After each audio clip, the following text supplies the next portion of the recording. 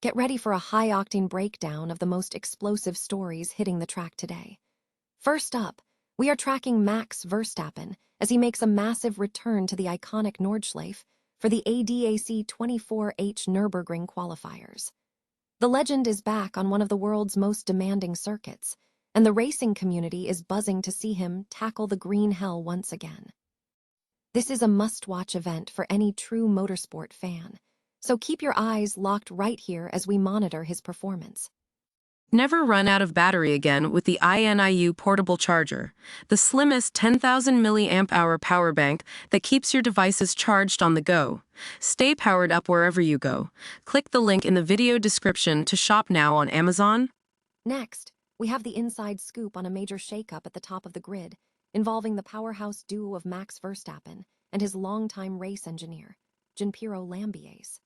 In a move that has sent shockwaves through the paddock, Verstappen has publicly given his blessing for Lambiase to jump ship to McLaren as their new head of racing. It is the end of one of Formula One's most iconic partnerships, but Verstappen insists he pushed his friend to take the life-changing offer for the sake of his future.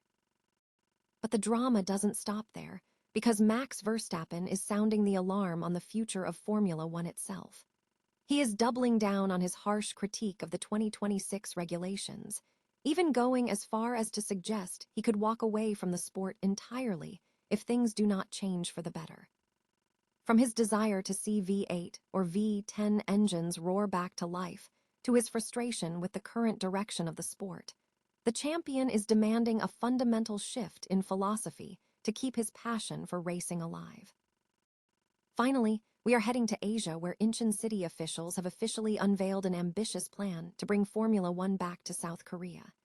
Mayor Yu Jeongbok is pushing for a brand new 5 km street circuit to host the pinnacle of motorsport by 2028, aiming to fuse high-speed racing with K-culture to draw in hundreds of thousands of fans. With the calendar already packed, it is a massive gamble, but the potential for a world-class spectacle is undeniable. Stay ahead of every twist and turn by hitting that subscribe button and ringing the bell for all our latest updates. Ever wondered what it looks like when a modern Formula One superstar decides to dance with the green hell once again? Well, buckle up, because Max Verstappen is officially making his return to the legendary Nordschleife for the ADAC 24H Nürburgring qualifiers.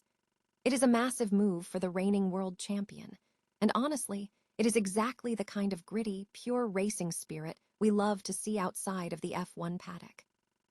Watching a driver of his caliber tackle the most treacherous, unforgiving circuit on the planet, that is pure motorsport theater. Are you stoked to see him back on this iconic track, or do you think the risks outweigh the reward?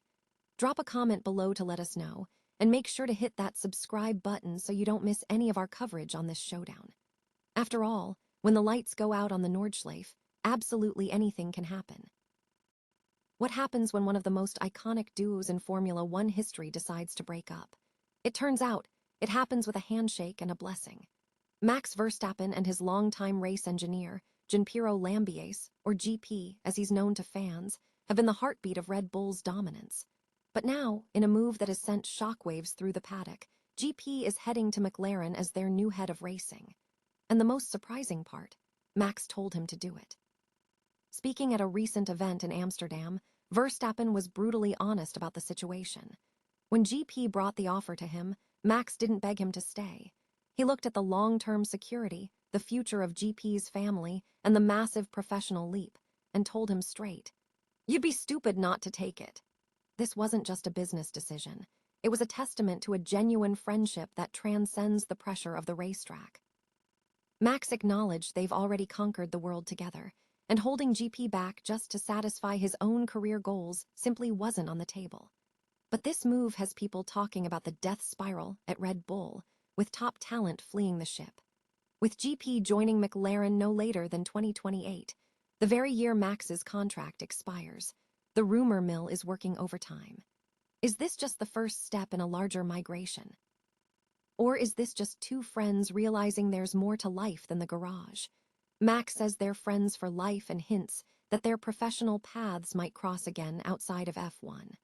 But for now, the orange of McLaren is calling. What do you think?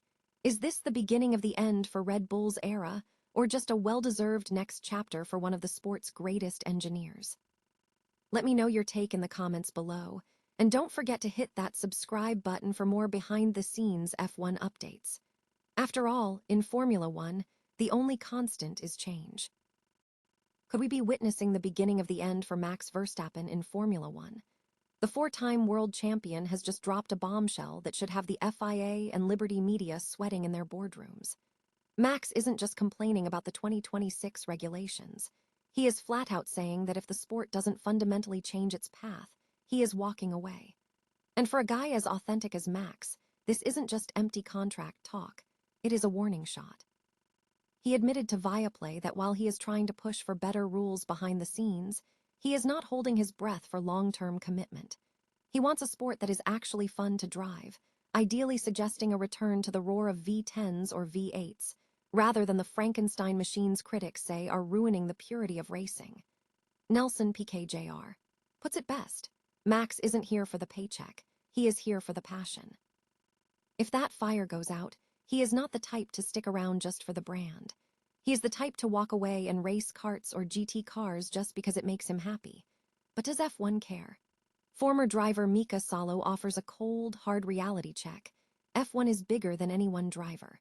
While losing Verstappen would be an absolute gut punch to the sport's spectacle, the show will inevitably go on, with or without its current king. Whether it is the frustration of driving a struggling Red Bull or the soulless direction of modern aero-heavy regulations, the clock is ticking on Max's patience. What do you think? Is Max just venting, or is he serious about leaving the pinnacle of motorsport behind? Let us know your take in the comments below. Hit that subscribe button for more F1 insights, and remember, at the end of the day, no one is bigger than the sport, but losing a talent like Verstappen might just leave it a shell of what it once was. Could Formula One be making a dramatic comeback to the land of the morning calm? You heard that right. South Korea is officially setting its sights on a return to the Grand Prix circuit. After more than a decade of silence, since the last race back in 2013, Incheon is stepping up with an ambitious plan for a brand new 5-kilometer street circuit just outside of Seoul. Now, if you recall, the original Korean Grand Prix struggled with costs and low engagement, but officials are adamant that this time, it is different.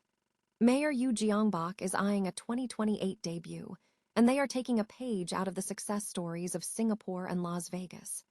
The genius here isn't just the racing, it is the integration of K-culture.